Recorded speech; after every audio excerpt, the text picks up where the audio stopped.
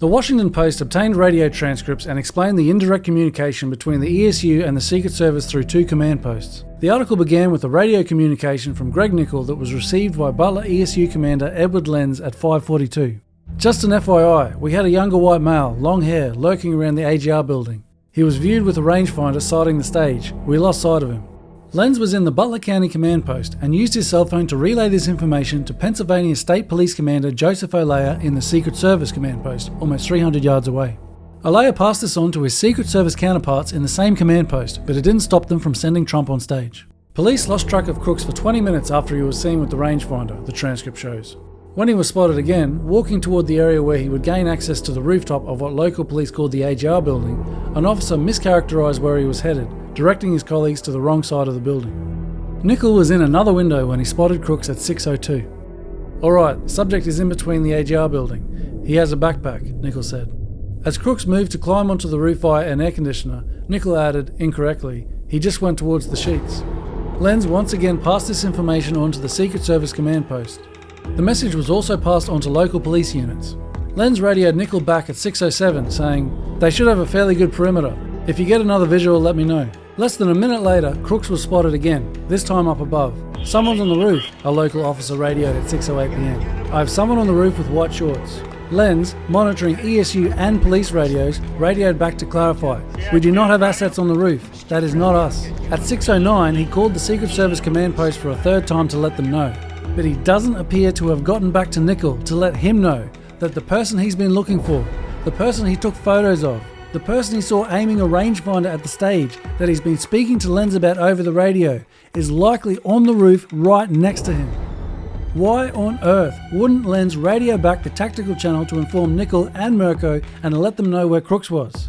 He last spoke to Nichol about the shooter at 6:07 and was informed there was someone on the roof at 6:08, and there is no public record of him ever telling his snipers about it. Nichol apparently spent the next 3 minutes away from his post as Crooks moved along the roof and prepared to assassinate Donald Trump. Mirko was apparently on the second floor the whole time and was never told by Lenz to look out the windows. A Secret Service team turned and set up to aim at the building about a minute before the shooting, but Donald Trump was left in harm's way on the stage. Around the same time is when people just outside the open windows shouted about a man on the roof. 30 seconds before the shooting, a police officer tried to climb onto the roof, but quickly dropped down. "He's armed," the officer said, according to the transcript. "I saw him, he's laying down. He's got a long gun," the officer said again into the radio. Lenz didn't call the Secret Service command post back for them to take Trump off the stage. He instead radioed the Butler County Quick Response Force to get them to move all the way over to the AGR building, but it would take them a very long time to get there. They were blocked by fencing, which needed to be smashed into with a vehicle after the shooting. Some found it quicker to drive around the block to get to the AGR complex, while Nichol and Mirko were already there. But they were all on the same radio channel, so these snipers behind the shooter should have heard the message about a long gun on the roof. While Lenz was passing on the directive, he interrupted himself. Take a look at what happened. "Shots fired," he said at 6:11 p.m. Around 20 seconds after the shooter was killed by Secret Service snipers, Mirko had finally seen the shooter on the roof and said to Lenz, "Shooter is down. 10 Sierra 3, shooter is down." Lenz replied, "Command copies. Shooter down."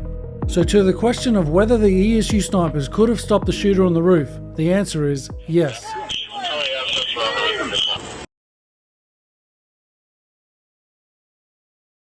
Bro, before you motherfuckers came up here, I popped my head up there like an idiot by myself, dude. He turned around, I fucking dropped, and I started fucking... That's how they got somebody up here. I thought somebody was up here. I put my head up here. If he was up here, I'd been fucking toast. Dude, that's what I was fucking calling out, bro. Fucking on top of the roof, fucking... Are we on the same frequency? I fucking told them they need to post the guys fucking over here. I told them that the Secret Service. I told them that fucking Tuesday. I told them to post fucking guys over here. I thought you were on the roof. I thought it was you. What? I thought you guys were on the roof. No. We're inside. Alpha 1, Bravo 1. Hickey. The fuck? I told them to post fucking guys over here. I wasn't even concerned about it because I thought someone was on the roof. No. I thought that's how how can you lose a guy walking back there? They were on the roof. They were inside. Why were we not on In the the roof? building. Because it's football from a stick. You need to go somewhere over the left side. Why weren't we? Because I thought we were going to post guys over here. That's why I talked to the Secret Service guys. They're like, yeah, no problem, we're going to post guys over here. Fuck. Who was over here? Do you know? Who was where? Was there? I was against the fence right there. Your fence right there. And then Butler ESU guy was right there.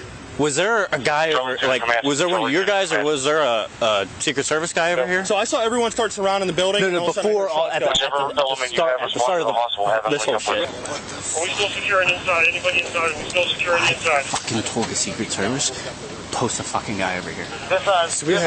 I told him that fucking at the meeting on Tuesday. I'd say this is a fuck up. Sorry, not sure which gas company. Somebody fucked up. Them and have them respond. Put it on the roof. The stage is right there. Affirmative. They were on the second floor inside.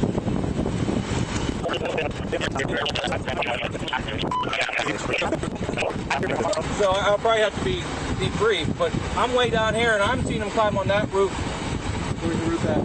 Over here. I've seen them climb up one of these two peaks up on the edge.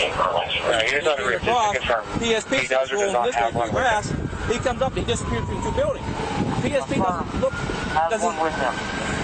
I thought he was talking because I'm still here. I see where the car's at. Yeah. No, I'm still here. And PSP comes around and I can't find him. I say, and I yell, I say, hey, I got a fat ass ain't coming from this building. And Dave Tedeschi and Colin come running around. And they got up on there and said, long gun. Like, fuck. We'll just leave the alert. Who shot him? Who shot him? Was it our guys? Keep your eyes out. Whoever probably did the circle in the front because he was shooting in the crowd, he had to be. But he had to be back far enough to see. So I don't know what he has. I mean, they didn't really much. And that, when I see someone run across the roof, they probably should have yanked Trump right off the stage. Yeah. That's 6 I'm calling it. Possibly Not my call. PSP's with him. You recording? Yeah. Actual command control. I believe the sniper that seen these and sent the pictures is right inside this building. Michelle, is Greg in there? All right, so if you go to that window that's open and yell for Greg, that's the sniper that sent the original pictures and seen him come from the bike and set the book back down and then lost sight of him. Okay.